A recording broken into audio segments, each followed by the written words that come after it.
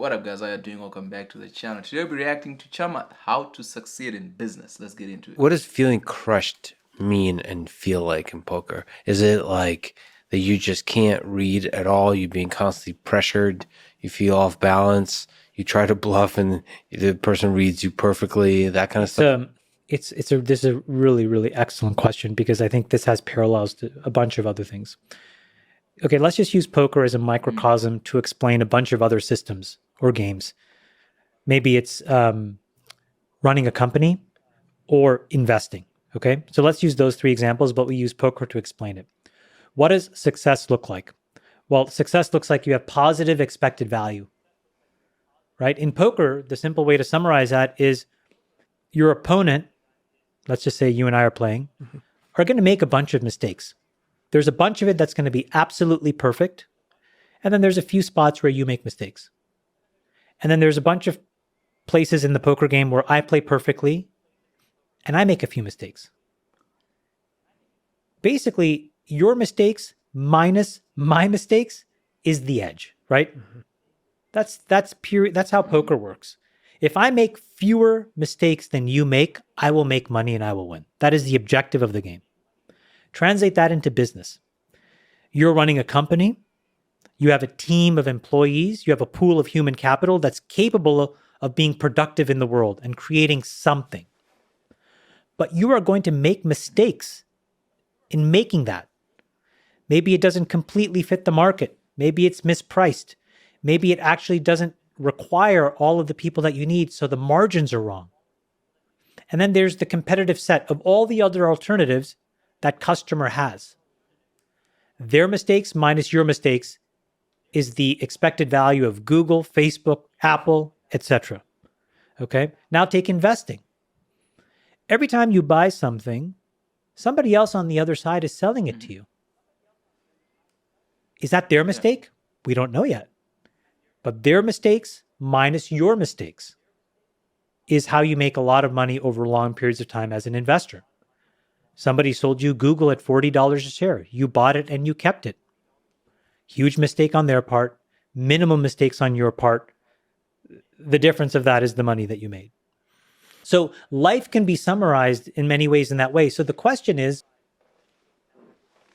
I don't know if I agree, because how is it a mistake for Google to sell me a share at $40? Because today, at today's value, that's the valuation. They don't know what it's gonna be from today and 20 years later, right? We don't know how much value is that. Is it a mistake in selling me that? Because if they don't do it, was it necessarily a mistake when they needed that $40 to build it to be what it becomes? So I don't know, but I do understand what he's trying to explain. I just don't think they're calling it mistakes. I think in poker, yeah, but like in real life, because like, for example, also the other example that he gave of running a company, it's not about mistakes, it's about creating solutions. What can you do about other people's mistakes? And the answer is nothing. That is somebody else's game. You can try to influence them. You could try to subvert them. Maybe you plant a spy inside of that other person's company to sabotage them. I guess there are things at the edges that you can do. But my firm belief is that life success really boils down to how do you control your mistakes? Now, this is a bit counterintuitive. The way you control your mistakes is by making a lot of mistakes. So taking risks have to. Is somehow you have to. a way to minimize the number of mistakes. Let's just say you want to find love. Yeah. You want to find somebody you're deeply connected with. Yeah. Do you do that by not going out on dates? And yes. Sorry. You're the only person that thinks that's the answer to that question. I'm joking. No, but you know what I mean? Like, you have to date people. You have to open yourself up. You have to be authentic, and like, you give yourself a chance to get hurt. Yes. But you're a good person. So you know what happens when you get hurt? That is actually their mistake. Okay? And if you are inauthentic, that's your mistake.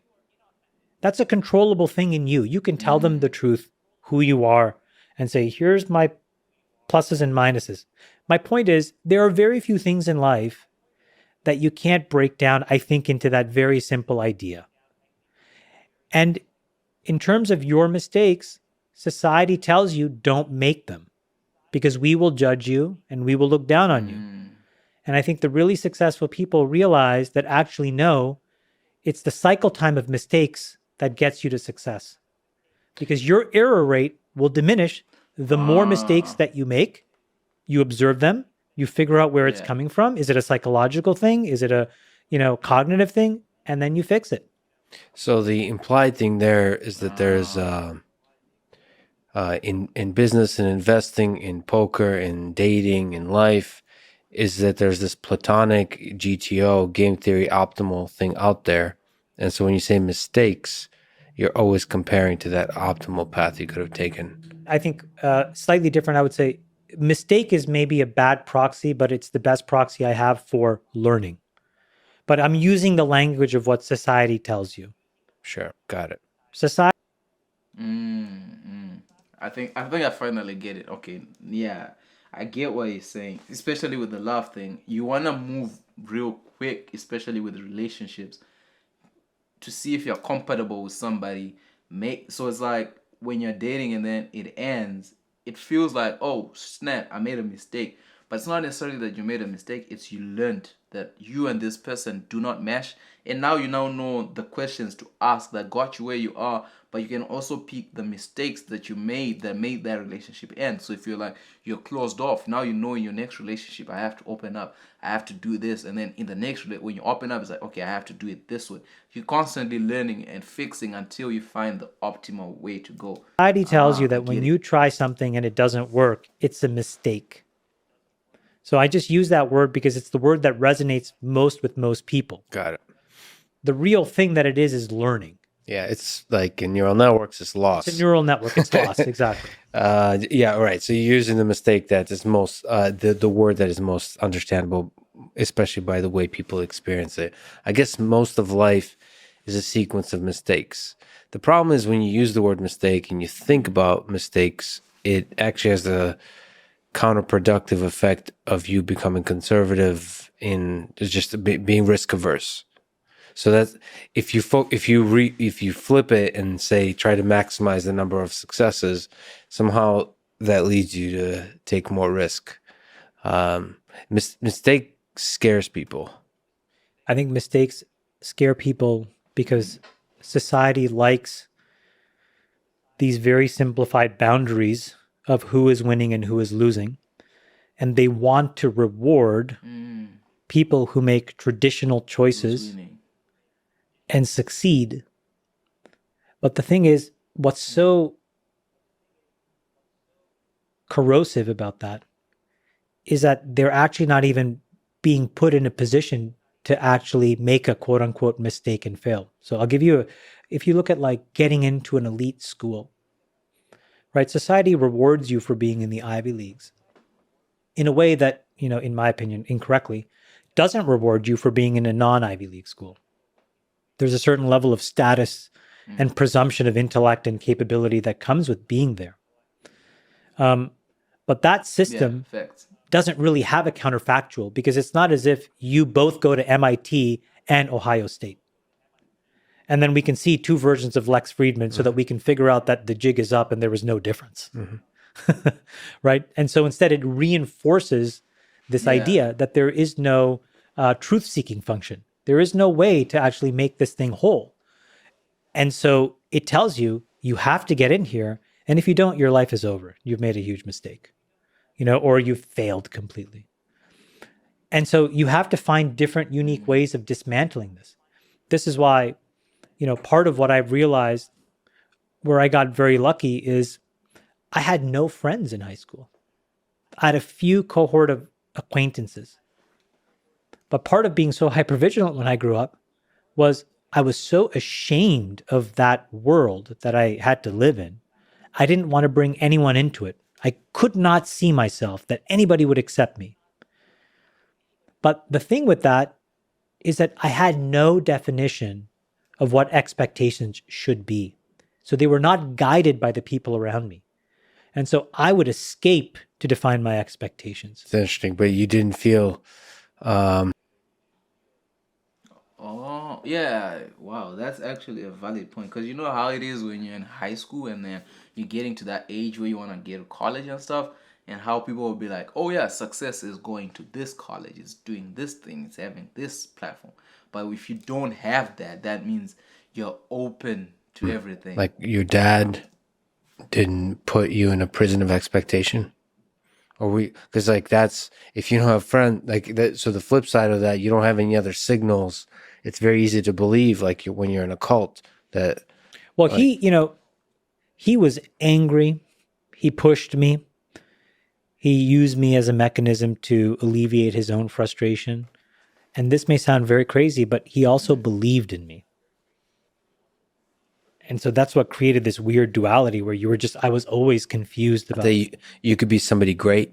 He believed that you could be. He did. I somebody didn't truly believe special. him because I couldn't reconcile then the other half of the day, those behaviors. But what it allowed me to do was I escaped in my mind, and I found these archetypes around me that were saviors to me. So, I grew up in Ottawa, Ontario, Canada. I grew up right at the point where the telecom boom was happening. Companies like Nortel and Newbridge Networks and Mitel, Bell Northern Research, these were all built in the suburbs of Ottawa. And so there were these larger than life figures, entrepreneurs, Terry Matthews, Michael Copeland. And so I thought, I'm going to be like them. I would read Forbes magazine. I would read Fortune magazine. I would look at the rich people on that list and say, I would be like them. Not knowing that maybe that's not who you wanted it to be, but it was a lifeline. And it kept my mind relatively whole because I could direct my ambition in a direction. And so why that's so important, just circling back to this, is I didn't have a group of friends who were like, I'm going to go to community college. I didn't have a group of friends that said, well, the goal is just to go to university, get a simple job, and join the public service, have a good life. And so because I had no expectations and I was so afraid to venture out of my own house, I never saw what middle-class life was like. And so I never aspired to it. Now, if I was close to it, I probably would have aspired to it because my parents in their best year made 32,000 Canadian together. And if you're trying to raise a family of 5 people on $32,000, it's a complicated job. And most of the time they were probably making 20-something thousand. And I was working since I was 14. So I knew that our station in life was not the destination. We had to get out. But because I didn't have an obvious place, it's not like I had a best friend whose house I was going to and I saw some normal functional home. If I had had that in this weird way, I would have aspired to that. Okay. I get what he's saying. I get it. How to succeed in business. I get what he's saying.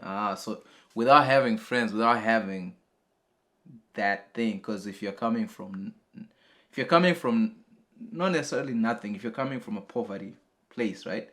And then you have a friend who lives a slightly better life than yours, you then grow up thinking this is success.